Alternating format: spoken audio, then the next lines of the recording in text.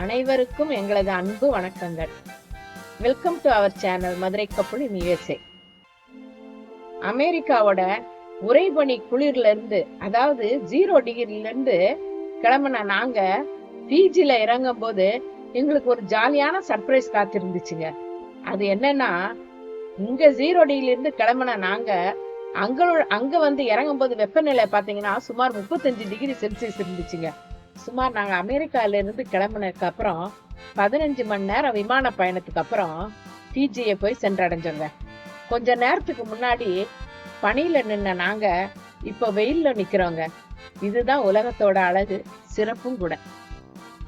எங்களால ஒரே நாள்ல 2 சீசனையும் அனுபவிக்க முடிஞ்சிச்சுங்க.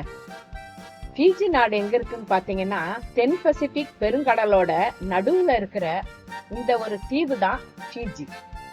இது வந்து இயற்கை கொடுத்த பரிசுனே நமக்கு சொல்லலாங்க.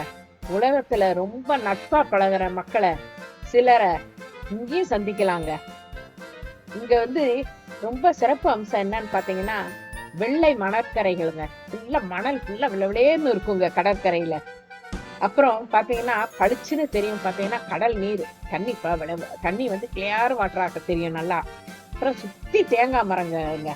அதெல்லாம் பார்க்கும்போது ரொம்ப மனசுக்கு இதமா இருக்கும். இந்த பிஜி நாட்டுல இந்திய வம்சாவளியை சேர்ந்த மக்கள் நிறைய பேர் வாழ்றாங்க. மொத்த மக்கள் தொகையில சுமார் 1/3 பங்குல இந்திய வம்சாவளியை சேர்ந்தவங்க தாங்க இருக்கிறாங்க. 200 ஆண்டுகளுக்கு முன்பாக இந்தியாவில் இருந்து போன தொழிலாளர்களோட வம்சம் தான் இப்ப பியூஜில வாழ்ந்துகிட்டு இருக்காங்க. அதனால பிஜி நாட்டுல இந்திய கலாச்சாரம், பண்பாடு, சாப்பாடு, மொழி, மதம், பாரம்பரியம் எல்லாத்தையும் நம்ம ஒண்ணு சேர இங்க பாக்கலாங்க.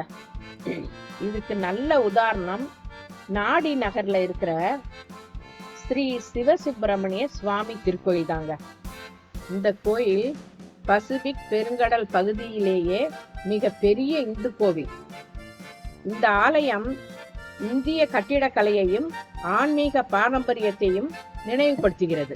இந்த கோயில் 1000 கிலோமீட்டருக்கு தூரத்துல இருந்தா கூட நம்ம அந்த கோயிலுக்குள்ள நுழையும் போது நம்ம தமிழ்நாட்டுல உள்ள கோயில்ல நுழைஞ்ச மாதிரியே இருக்கும். நமக்கு அந்த ஃபீலிங் நமக்கு ரொம்ப நல்லா இருக்கும். சில நாட்கள் இங்கு தங்கிவிட்டு அடுத்ததா நியூசிலாந்தை நோக்கி நாங்கள் கிளம்பினோம்.